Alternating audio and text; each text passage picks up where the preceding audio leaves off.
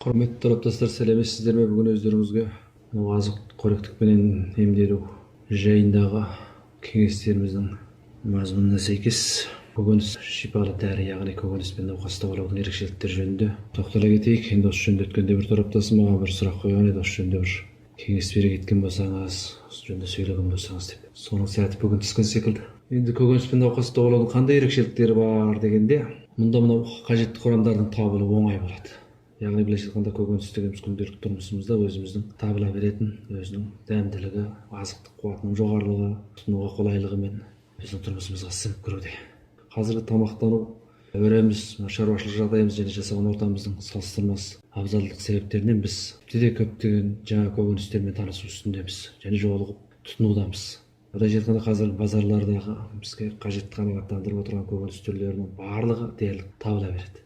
Ал енді осы көкөністерді тауып пайдалануда біз сөз жоқ кейбір рецептік мәселелерін білуіміз керек. Ана көкөніс анаған не, мына көкөніс мынаған шипа деп айтылады, бірақ оны қалай қолдану, қалай тұтынғанда ол нағыз шипа болады деген мәселені сіз өзіңіздің қажетіңізге қарай пайдалануда нақтылы дауалау, күтімдеу қағидасын білуіңіз керек. Екіншіден, бұл көкөністерді дайындау әдісі өте қарапайым. Былайша айтқанда көкөністен дәрі жасаудың әдісі әдетте біршама оңай. Көкөністерді тікелей дәрі ретінде қолдануға болады. Тек бұған қажетті нәрсе не дегенде қазанның басына баруды білсеңіз болғаны. Дәріні өзіңіз әзірлей аласыз. Оның үстіне мына көптеген көкөністермен дайындалған дәрілерді бір ретте ғана көбірек дайындап істетуге де, уақытында дайындап істетуге де қолайлы. Мәселен, оңай табылатын материал болғандықтан қайта-қайта дайындап істетуге бола береді. Үшіншіден, бағасы арзан. Былайша айтқанда өндіру және өнімдердің көбеюіне байланысты кезекте базарларда сатылып отырған көкөністердің бағасы дауалау қажетіне күн сайын дәрінің бағасы қымбаттап бара жатыр ғой. Осыған қарата айтқанда көкөністің бағасы әлдеқайда төмен. Сондықтан бұл жақтан қарап айтқанда оның ерекшелігі арзан саналады. Ал енді көкөніспен науқаста болудың тағы да қандай ерекшелігі бар дегенде, төртінші жақтан бұның өнімі көрнекті. Былайша айтқанда көкөніспен науқаста болуда материал табу оңай, жасау әдісі қарапайым, бағасы арзан болудай. Одан кейін өнімі көрнекті болудай ерекшеліктерге. Былайша айтқанда көкөніс дегеніміздің өзі бір түрдегі дәрілік азықтық. Ол дәрі. Біз мәселен шөп дәрілерді қолданып келе жатырмыз. Ал енді көкөніс те шөптің бір түрі. Бұл адамның жеуіне қарата, азықтығына қарата әрі тағам, әрі дәрі, жаңағы шөптердің былайша айтқанда жұмсартылып қолда үйретілген хайуанаттарды, мысалы жабайы хайуанаттарды қолда үйрету арқылы біз түрлі хайуанаттарды бағып отырмыз ғой. Қазір қолда олар өзімізге сәйкескен. Олардың мінезі жұмсақ. Демек көкөністер де дәл сол секілді қолда үйретілген. Сондықтан олардың ең тамаша дәрі деп танып біліп жесек дәрі болады. Ал енді азық ретінде қарап тамақ тойғызсақ қарнымыз тояды. Демек бұл көкөністерді бір адамзаттың неше мың жылдық пайдалану, өсіру жақтарында, оны қолдану барысында оның тәжірибелерін жинақтап дәрілік ролдарын тұтынғанынан барып осы дәрежеге келіп отыр. Ал енді бесінші жақтан көкөністер дәмді әрі жағымды. Былайша айтқанда бұл көкөністерді тану, азық-түлік тану ғылым тұрғысынан алып айтқанда, көкөністерде мол су құрамы, ақуыздар, белок деп айтып кеткен. Оның кейін мына амино қышқылдары, органикалық қышқылдар, талшықтар, қанттар, дәрумендер, витаминдер былайша айтқанда. Одан кейін кальций, фосфор қатарлы минералдық заттардың құрамы өте мол. Басым көп санды көкөністердің дәмділігі, жағымдылығы, тіпті олардан дайындалып істетілген кейбір жағымды дәмді азықтар адамдардың таңдайындағы балқуына ие болып отыр. Оның кейін алтыншы ерекшелігі кері әсері жоқ. Яғни кері әсері өте аз, қауіпсіз, сенімді болуда ерекшелігіменен науқаста болуда өзіндік ерекшелігі. Мен мұндай айтамын. Көкөністер біз күнделікті тұрмыста басқа қажетті азықтықтармен ұқсас адам денесіндегі кез келген бір азықтықтарды толықтауда пайдалануымызға болады. Сондай-ақ оны үздіксіз сәйкестіріп, кейбір қасиеттерін, сипаттарын теңшеу арқылы денеге қабылданған азықтардың адам денесіне пайдалы жақтарын, жағымды жақтарын күш сала жетілдіруімізге болады. Пайдалы азықтықтар адам денесіне ешқандай уақытта зиян, пайдасыз әсер, кері әсер бөгеттер жасамайды. Бірақ дәрілерде бұл түрдегі ерекшелік әзірленбеген. Былайша айтқанда онда тұтынып жүрген кейбір дәрілердің кері әсер жағы бар. Мейлі шөп дәрі болсын, немесе дайындалған мынау батысша дәрілер болсын, оның өзіндік кері әсерлері бар. Ал енді көкөністер адамзаттың неше мың жылдық тұтыну әмелеті барысында шынында залалсыз екендігі, жеуге қолайлы, уытсыз екендігі әмелетті дәлелденіп отыр. Күнделікті тұрмыста біз мына көкөніс адам денсаулығын былай бүлдірді деген нәрсеге кезікпейді. Сондықтан біз оны дұрыс тұтына білсек, кері әсер болмайды. Кейбір көкөністердің уытты қайтару жолы да бар. Көкөністерді осындай қажетімізден тыс кейбір науқаспен сәйкестіріп көкөністерді пайдаланған кезде дұрыс жақтан пайдаланса осындай болады. Ал енді көкөністер дұрыс тұтына алмасақшы, яғни былайша айтқанда кейбір көкөністердің ішінде біріне бір қайшы келіп қалатын көкөністер бар, немесе кейбір азықтықтармен сәйкеспейтін көкөністер бар. Мұндай жағдайда ол кері әсер тудырады. Мәселен, азықтықтан улану, азықтану әдісінің кейде дұрыс болмауы, кейбір қалыпсыз әсерлер пайда болу секілді жағдайлар болады. Сондықтан бұны біз дұрыс танып жетсек, көкөністі дәрі ретінде пайдалануымызға болады.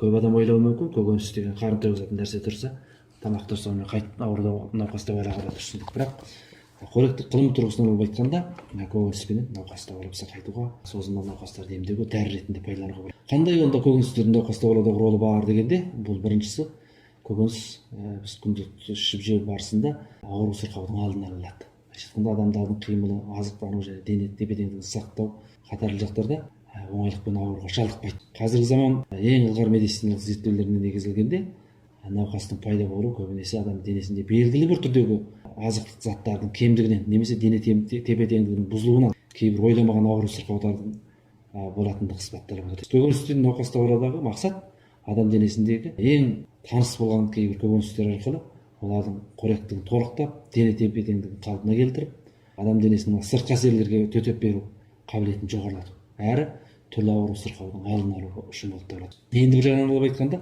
кейбір көкөністер кейбіреулерге қаратқанда дәлме-дәл дауалау алдын алу ролын ие. Сондықтан бұны ұзақ уақыт тұтынған кезде аурудың алдын алып қана қалмастан, оның үстіне белгілі бір айқын болған кейбір жасырын науқастарды дауалап сақайтуға көкөністің өзіндік шамасы жетеді. Екіншіден, бұл көкөніс ауруды давалайды. Бұны дәрі ретінде дәрі деп қарадық. Жаңағы шөптер мысалы дәрі болған болса, көкөністе де шөптен ажыратылып, қолды үйретіліп алған дедік. Ондай болмаса, көкөніспен науқастау алатын көлемі төтенше кең. Клиникада бұны қазір давалануға, қолдануға өте бастады. Үшінші бір жақтан денсаулықты жақсартып, өң әлпетті ажарландыруда көкөніс ажарландырушы ролын атқарады. Демек, әрқандай бір пенде мынау кәріліктен қағыс қалмайтын рас қой. Қайткенде ұзақ жасаймын, қайткенде кәртеймеймін деп жүрміз. Демек, бұнда денеге шұғыл қажетті болған заттар қабылдануға көңіл бөлу керек. Былайша айтқанда, тамаша ас қорыту қабілетін сақтай білуіміз керек. Егер де біз тамырымызды күтарсақ, 20 жас жасарамыз. Оны немен жасартамыз? Оны әлбетте көкөніспен жасартамыз. Адам тамырдан кәртейді, ең кәртейетін жері өйткені қан айланысын жүріп тұрған жеріміз қан тамыр ғой. Сондықтан жаңағы көкөністің құрамында мол су құрамы, талшықтар, оның кейін аnorганикалық тұздар, органикалық қышқылдар, дәрумендер, минералдар, осылардың барлығы да өте бай, мол болғандықтан асқазанды тітіркендірмейді, ішек қызметін жандандырады, ас қорыту және бөліп шығару төтенше пайдалы. Бұдан басқа көкөністерді қуаттылықтау, сәйкесті ағзаны қуаттандыру қабілеті ол төтенше зор. Дене қуатын әлсіреген науқастарға қуат береді. Сонымен қатар қарттардың, балалардың туыттан кейінгі қайтадан сергуге, оның кейін тума әлсіздік қатарларға көкөніс қуат, көкөніс сорпасы мысалы, көкөністен жасалған түрлі азықтықтардың барлығы қуат бағыштайды. Былайша айтқанда, азық-түлік арқылы, осы көкөніс арқылы шашты қарайтуға болады, келбетті түзеуге болады, тістерімізді қорғауымызға болады, арықтауымызға болады, терілерімізді ақауыз етіп, қартаюдың жылдан жылға денеміздің құрғап, су құрамының осыдан барып әжім басудың алдын алуға болады. Былайша айтқанда, дүниедегі көптеген зерттелмендер, ғалымдар осы мәселеге көкөніске ерекше көңіл бөліп отыр. Сол бір арнаулы тақырып, зерттеу тақырыбына айналып кетті қазір. Демек, күнделікті тұрмыста біз азық-түлікті осы әрекет қимылымыздан сәйкестіріп, аурудан сақтану, ауырып сырқағанда оның амал бар. Осы азық-түлік арқылы сақайтуды қолға келтірсек, асығыс дәрі ішуден, ертеден келе жатқан азық-түлік арқылы давалау жөніндегі кейбір давалану жақтарындағы жаман ауруды жақсы тамақпен давалайтын жақсы қағидаларымызды дұрыс пайдалансақ, осыны кәдеге жаратсақ, былайша айтқанда денсаулығымыз үшін оның кері әсері болмас еді. Көкөніспен науқас давалаймыз деп отырмыз. Онда кейбір нәрсеге көңіл бөлу керек. Былайша айтқанда, көкөніспен науқас давалау сенімді дедік, шипалы дедік, көрнекті ролы бар дедік. Бірақ та оны давалау барысында әдістеріне көңіл бөлмесек болмайды. Барлығы бірдей ем бола береді деген сөз жоқ бұл жерде. Қайта кейбір шектемесі бар, жетерсіздігі бар болатын көкөністер болады. Түрлі науқастарда өзіне тән ерекшелік болады. Сондықтан көкөністердің давалауда кейбір нәрсеге ерекше көңіл бөлу, мән беруге тиісті нәрселер болады. Мәселен, ауруына қарай дәрі беру. Былайша айтқанда, бұл ауруына қарай дәрі беру тұтас дәрігерлік ілімінің ең зор бір ерекшелігі ғой. Ондай болатын болса, түрліше науқастарға қарата мұқият, жіңішкелік, жан-жақтылық тексеру жүргізу, талдау жасау, сол арқылы лайық келетін давалау әдісін адам орта және шарт жағдай, тұрмыс шарт жағдайына қарай отырып істету керек. Оның кейін уақыт, маусым, нұқсамауы және адам денесінің физиологиялық өзгеріс себептері, адамдарды тұтынатын және ұнататын көкөністердің ұқсас болмауы, жағдайларын білуіміз керек. Былайша айтқанда кей адам кейбір көкөністі ұнатады, кей адам ұнатпайды. Оның кейбір көкөністер мына маусымға сәйкес келеді, немесе келмей суықтық келетіндері, мысалы ыстық болып қалатын деген секілді. Бірақ жалпы алғанда біздің ортақ принципіміз не болу керек? Науқастау қалу және науқастың алдын алуда сөзсіз әркім өзінің табиғатына үйлесетін, маусымға сәйкес келетін көкөніс түрлерін танып жету керек. Былайша айтқанда, жай сөзбен айтқанда, табиғаты мына ыстықтар, яғни ыстық дымқылдықтар, суығырайлы көкөністерді. Оның кейін табиғаты суықтар, біршама ыстық және құрғақ райлы немесе біршама жағымды көкөністер тұтыну қажет. Ал енді керісінше болғанда, көкөністен шипатау деп отырғанда, көкөністен аурутау болатын жағдай бар. Сондықтан өзіңіздің табиғатыңызға осы көкөніс үйленсе ме, жоқ па, көзсіздікпен қолданып отырсыз ба, жөндегі сауатыңыз бар ма, жоқ па деген мәселені де ойласа білген дұрыс. Екіншісі, көкөніспен науқаста болады, осы дәріні, яғни көкөністі лайықты дұрыс жасау керек.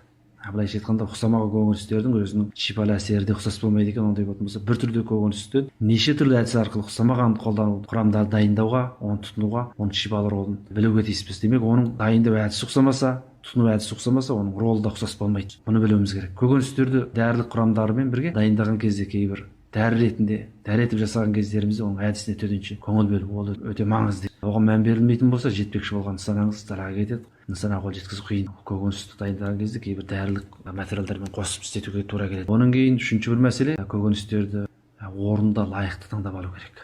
Мәселен, бұзылған, шіріген, сапасы өзгерген мәселелерге қарата көкөністерді дұрыс талдамасақ, лайықты таңдау әдісін қолданбасақ, оның жаңасыменен толық пысқан-пыспаған шикісін араластырып таңдай білмесек, бұл мақсатқа жете алмаймыз. Енді көкөністерді істеткен кезде біз сөз жоқ өңдеп, олардың қоректік қуаттарының мөлшерін сақтауға ерекше мән береміз. Мәселен, көкөністерді кейде езіп шырынын алуға тура келеді, кейде қайнатып пісіріп сорпасын алуға тура келеді. Олардың барлығында дәрумендер мен минералдар болады. Сондықтан оның құрамын мүмкіндіктің барынша бүлдірмеу. Былайша айтқанда, оның дәрілік қуатын сақтап қалу.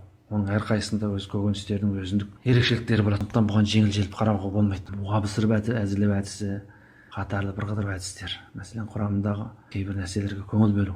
Мұнда буға пісіріп әдісінде көбінде қоректік заттардың көпшілік сақталып қалады. Соның кейін суға пісіру, көкөністердің табиғи түрін сақтау, түсін сақтау, тезірек жұмсарту әдісін қолдану, тез сіңіру жақтағы құрамында май аз болу қатарлы себептермен мына қоректіктерін көкөністерді өңдеу барысында осы немесін сақтап қалу мәселесіне көңіл бөлу керек. Сабағымыздың жалғасы келер мазмұнда болады.